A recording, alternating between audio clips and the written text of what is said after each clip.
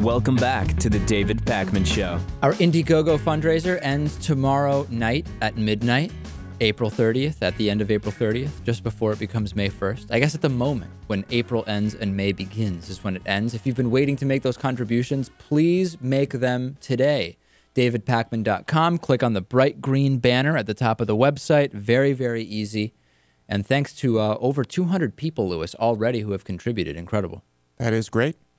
Bryan Fischer from the Family Research the American Family Association, I'm sorry, I got my hate groups mixed up there, says that eventually all of America is going to agree with him, and they're going to ban mosques and they're going to ban Muslims as well. Now, how ironic, as we watch this clip of Bryan Fischer and listen to it, that he has a backdrop, which is the Constitution, the same Constitution he couldn't possibly understand if he believes eventually Muslims and mosques will be banned.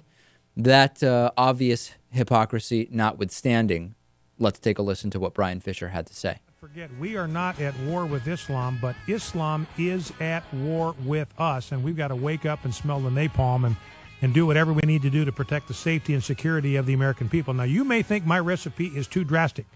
I think most people probably do. They're probably shocked when they hear my suggestion, but I am suggesting that eventually all of America is going to agree with me. Yeah. They are going to agree that it's a mistake to allow unrestricted Islamic immigration. It's a mistake to allow Muslims to serve in the military. Major Hassan is living proof of that. And we need to stop the building of mosques. So anyway, I believe that's where America is going to wind up. Yeah, that's where he thinks. Now, let's analyze this piece by piece, because there's something interesting there, and it's actually very central to the problem we have with so-called terrorists in this country. Bryan Fischer points out that the fact that a Muslim individual who was in the military committed violence is an indicator that we should not allow people who are of that religion, of that faith, to be in the military.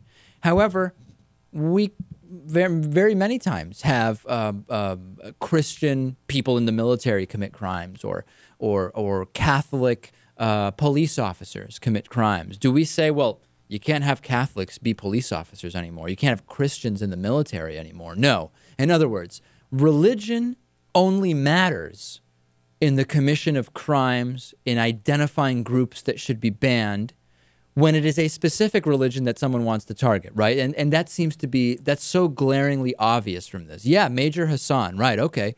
But so then if we have one Christian who was in the military who commits any kind of a crime, like many of those who have been convicted for the crimes they committed, the war crimes, the violence and rape and all that stuff, should we not have Christians in the military anymore? No. In that case, it's not a good example, Lewis. It's not representative of their faith, is what they would say. Right. I mean, he might argue that the number of Muslims in the military is so insignificant that if you were to remove them all, it would have no impact. And then he would say, we wouldn't barely even have a military if you removed all the Christians from it. Right. But of course, you can't talk about the people in his religion. If an individual acted that way who was a Christian, they were not a true mentally Christian. ill, they were not a true Christian, Exactly. They went crazy, they are a lone wolf, whatever. So no gays in the military, no Muslims in the military. Okay, we're paring down the groups that are allowed to be in the military.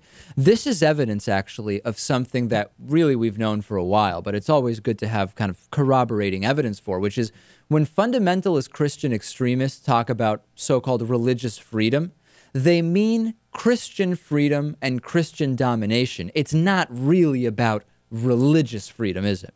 No, not at all.